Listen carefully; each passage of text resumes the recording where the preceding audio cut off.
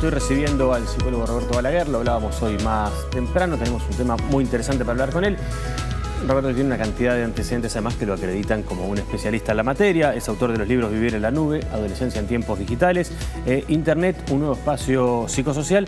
Además tiene una charla muy interesante de las charlas TED, que ustedes lo pueden encontrar en YouTube, dura unos 17-18 minutos y es sobre cómo nos vinculamos con los dispositivos electrónicos. Gracias por la visita, Roberto. Y lo decíamos hoy más temprano, hay dos accionistas de la empresa Apple, la que hace los iPhone, que presionan a su propia empresa por la adicción de los menores a su teléfono. Dicen que están preocupados por consecuencias negativas no intencionadas que pueda tener el uso de estos aparatos y que pueden tener afectaciones a la salud neurológica de los usuarios más jóvenes.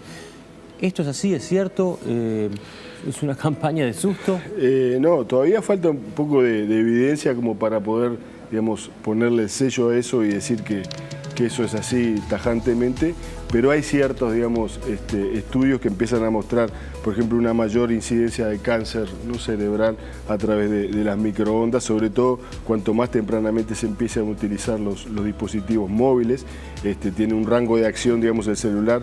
Recomiendan algunos especialistas usarlo con auriculares y no tenerlo cerca de la cabeza, porque, digamos, hay digamos, como cierto alcance que puede tener y en esas zonas afectaría más. Son cosas que están todavía para ser probadas.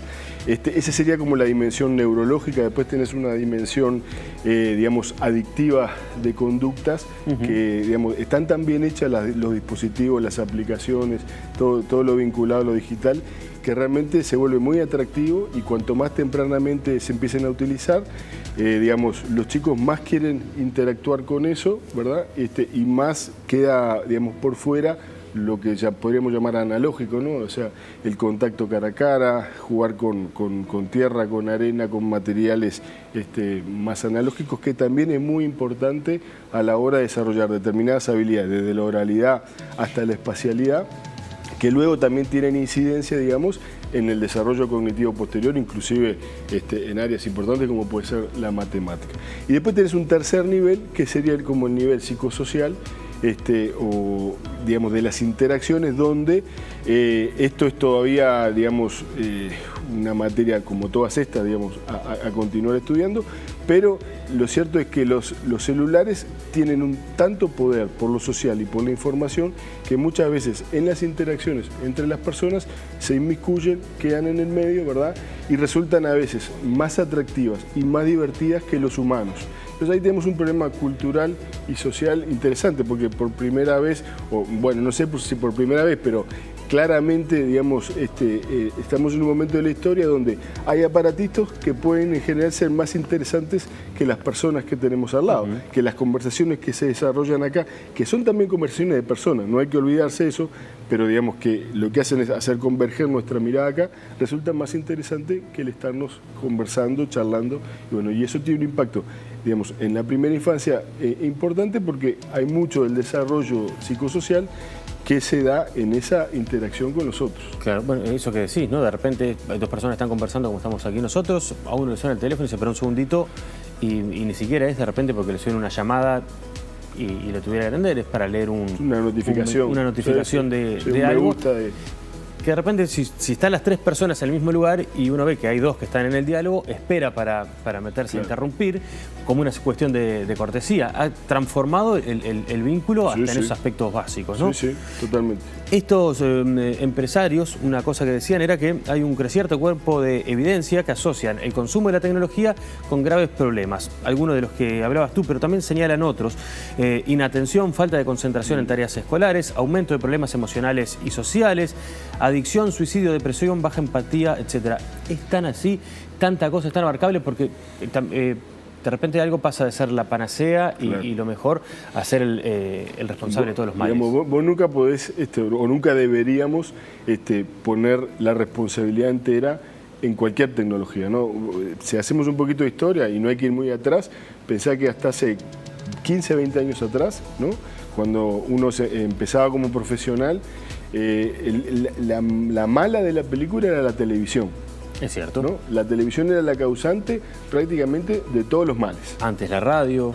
Antes la radio, el cine, la fotografía, bla, bla, bla, ¿no? Entonces, fíjate, la paradoja al punto tal que hoy por hoy algunos grandes estudiosos, ¿no? Hay una psicoanalista americana llamada Sherry Turkle, que es pionera en el estudio de las interacciones con la tecnología y con los niños particularmente, que ella plantea en su último libro que deberíamos volver a la televisión, porque la televisión es un dispositivo que de alguna manera congrega a las familias, ¿no? Al mejor estilo introducción de los Simpsons, que vienen todos al sillón, ¿no? Y ponen la televisión ahí.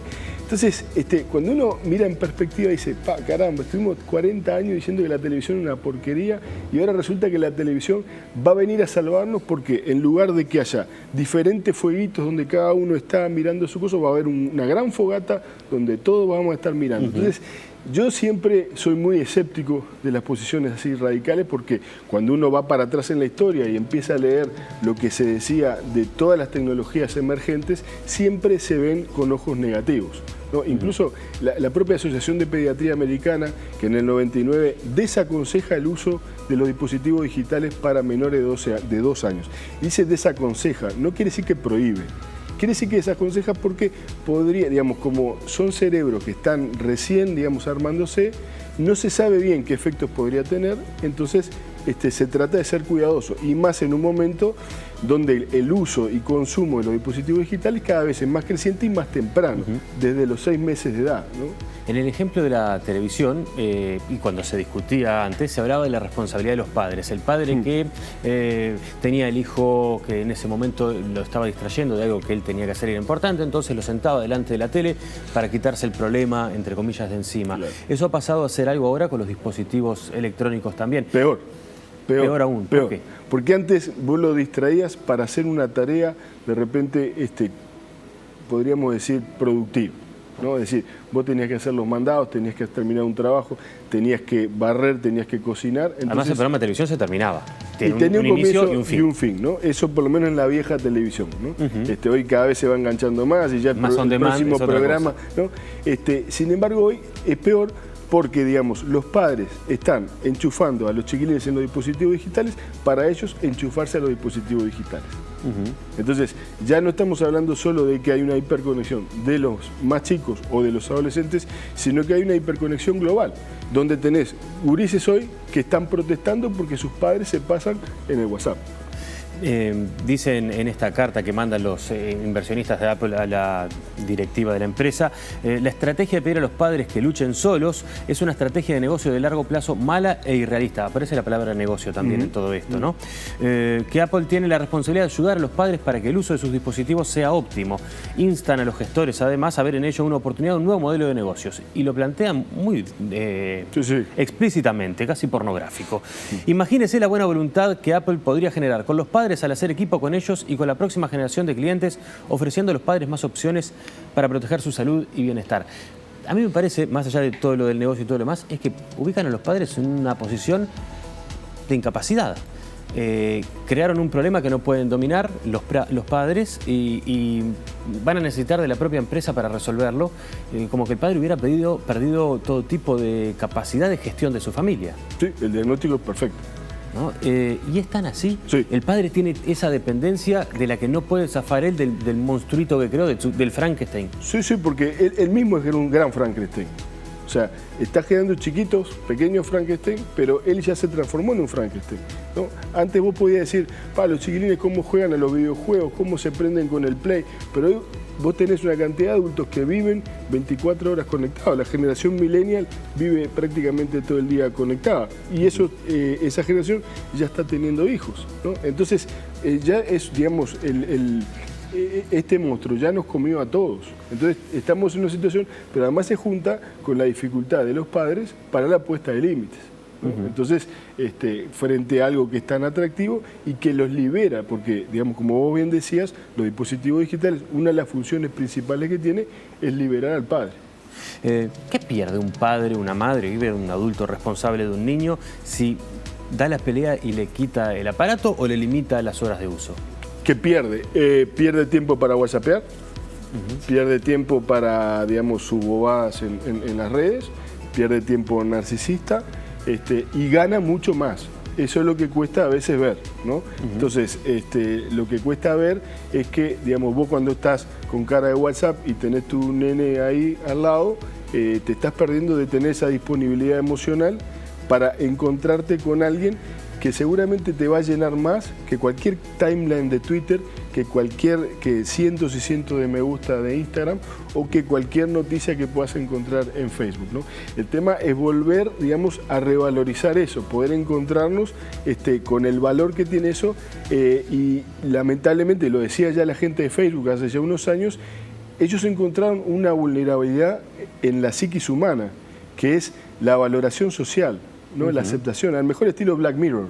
Absolutamente. ¿No? Entonces, que a vos te pongan un me gusta, te toca ese botón narcisista que hace que vos sigas pendiente de eso y sigas interactuando. Y lo que quizás el me gusta más importante sea el de tus hijos. Pero a veces nos cuesta perder de... Pero no en la pantalla, sino con gesto ahí, de cariño. ¿no? Ahí, en esa disponibilidad emocional, que es la gran faltante. Y ahí la responsabilidad, yo te diría que es enteramente de los padres, ¿no?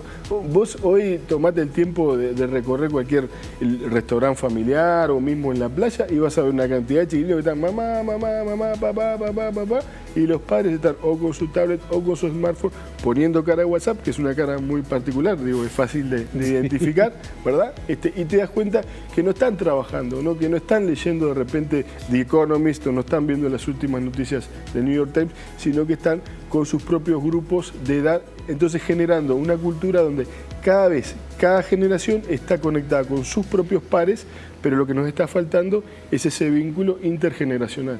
Roberto, muchísimas gracias por la visita, por acercarnos a tratar de entender qué está pasando y a pensar cómo tenemos también que movernos para tratar de cuidar a las generaciones que vienen. Un gusto, hasta la próxima.